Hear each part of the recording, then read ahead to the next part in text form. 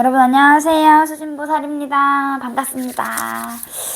오늘 제가 준비한 영상의 주제는 제가 그 점 보는 방식에 대해서 얘기 좀 해보려고 하는데요.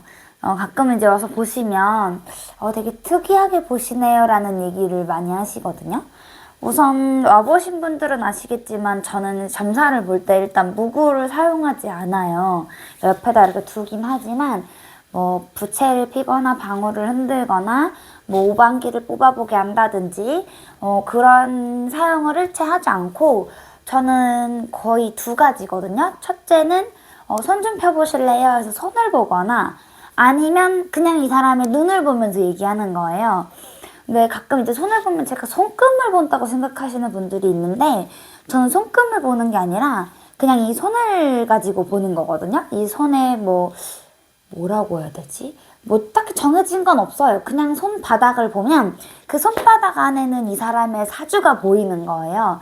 뭐 직업을 많이 바꿨네, 이동 변동이 많네, 몸이 아팠네, 몇 번 수술을 했고, 뭐 예를 들어 몇 살에 결혼 운이 있었고, 언제 이런 일을 시작을 했고, 뭐 공부 운이 길고 짧고, 뭐 이런 것들이 쭉 이제 이 손 안에서 거의 다 들어있고요. 만약에 이제 손을 봤는데 잘 안 보인다. 그런 분들은 제가 손을 엎어보라고 하거나 그러면 이제 뭐 어떤 분들은 막 이런데 뭐 산소 같은 게 보이는 경우도 있고 아니면 뭐 이런 얼굴이나 뭐 이런데 뭐 여기에 뭐가 보이는 사람도 있고 그건 사람마다 다 다르거든요. 그래서 제가 점은 웬만하면 꼭 가서 직접 방문해서 보시라고 말씀을 드리는 거고요. 그리고 이제 눈을 보거나 그냥 이 사람을 쳐다보면서 얘기를 하는 경우가 있어요.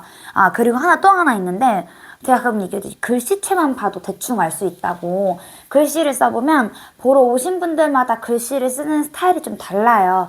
글자 크기도 다 다르고, 글자 자간도 다르고, 뭐 글자의 필체 같은 게 조금씩은 다르거든요.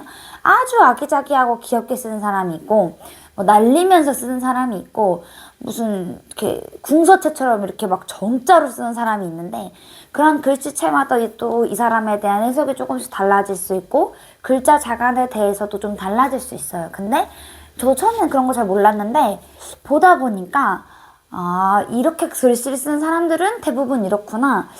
대부분 이런 분들은 이렇게 글씨를 쓰기도 하네? 뭐 이렇게 제가 이렇게 알게 되더라고요. 그래서 뭐 글씨를 쓰는 방법이나 스타일, 글자 크기에 대해서도 이 사람에 대해서 좀 알아볼 수 있으니까 그러니까 제가 느끼고 보는 모든 것들은 웬만하면 여러분들이 직접 와서 보시는 게 제일 좋은 이유들이에요. 뭐 영상통화를 하면 되지 않아요? 되겠죠. 볼 수는 있겠죠. 근데 저는 영상통화든 전화상담이든 볼 수 있고 없고의 문제가 아니라 일단 보다 정확하게 뭘 보고 판단을 하려면 일단 직접 눈앞에 와서 서로가 서로를 보면서 얘기를 해야지만이 이게 더 잘 통하고 뭐랄까 그래야 더 그게 좀 더 예의 있는 느낌이라고 할까요? 그리고 뭐 어떤 분들은 그냥 호기심에 오시는 분들도 있지만 어떤 분은 정말 이렇게 인생 일대의 중요한 결정을 앞두고 와서 보시는 분들도 계신단 말이에요. 그러면 내 인생이 정말 중요한 결정을 앞뒀는데 전화통화로 뭘 결정한다는 게 사실 제가 들을 때는 좀 불안하기도 하고 좀 그래도 직접 가서 물어보는 게 신에 대한 예의지 않나? 제가 그런 생각을 하기 때문에 꼭 저희 집이 아니어도 좋으니 그런 중요한 일이 있을 때는 꼭 근처에 가서 상담을 받아보시는 게 좋다는 얘기고요. 가서.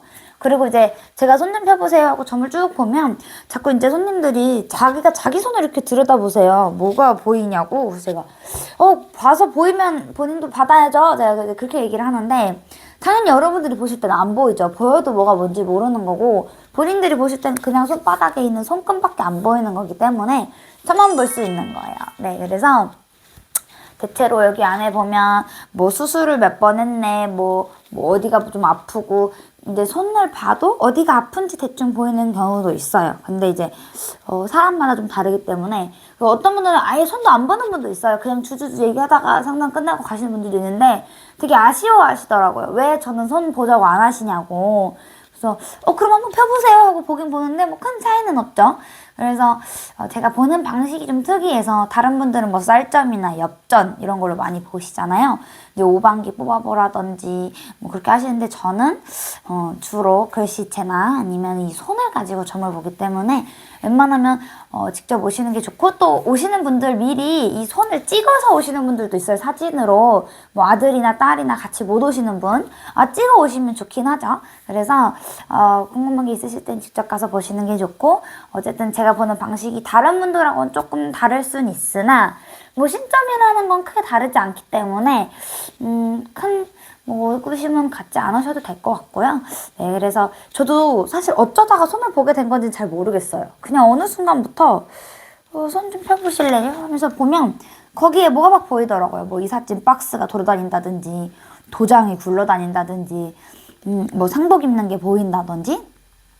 그래서 보통은 이 손으로 제가 많이 보고 있습니다.